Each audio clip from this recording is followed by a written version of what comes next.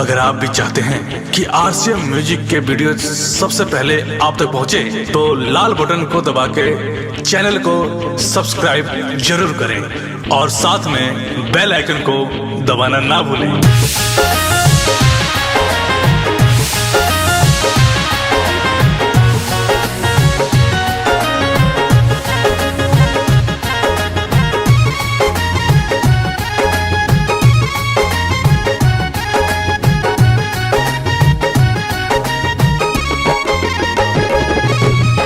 सुतलो पाओ करना मिलत हुई चैन हो, हरे घड़ी हमारे लाए हुई बेचैन हो।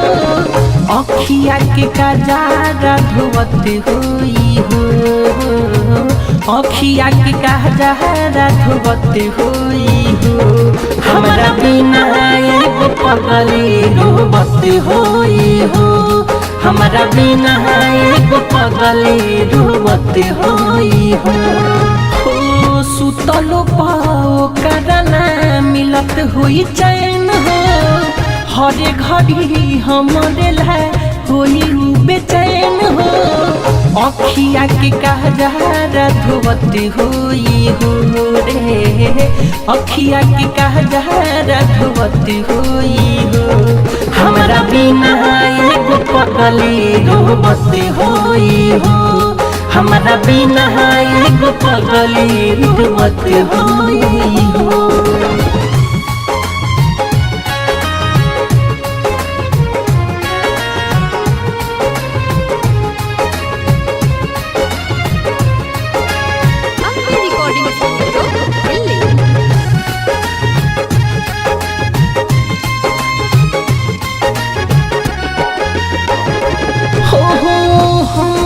के देखे हरदम खिड़की के छेद से हाथ कटले रहे हमरे चलते ब्लेड से।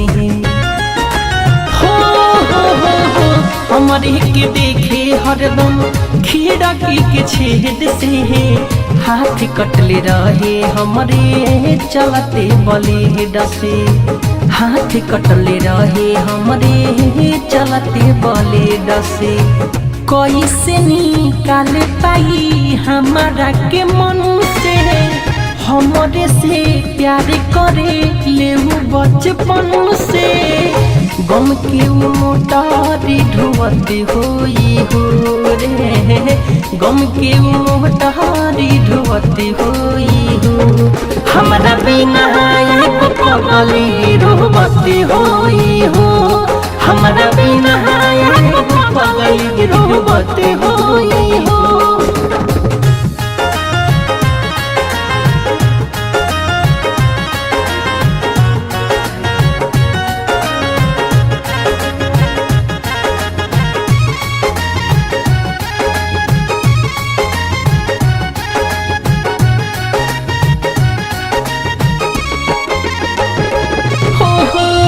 हिचकियावत हुई खैला के बाद हो, निर्मल जोगिस के जहब करत हुई याद हो। हिचकियावत हुई खैला के बाद हो, निर्मल जोगेश के जब करत हुई याद हो। निर्मल जोगेश के जब करत हुई याद हो।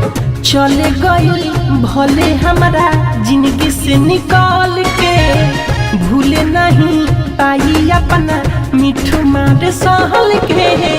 दिनों राती रही आज हत होई हो, दिनों राती रही आज हत होई हो।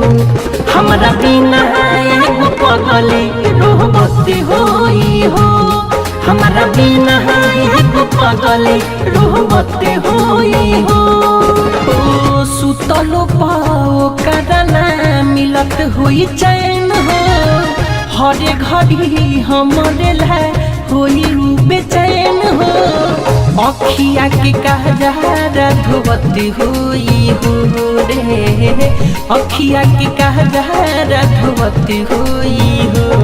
हमारा बिना एगो पगली रोवत होई हो, बिना एगो पगली रोवत होई हो। Ambe recording studio Delhi.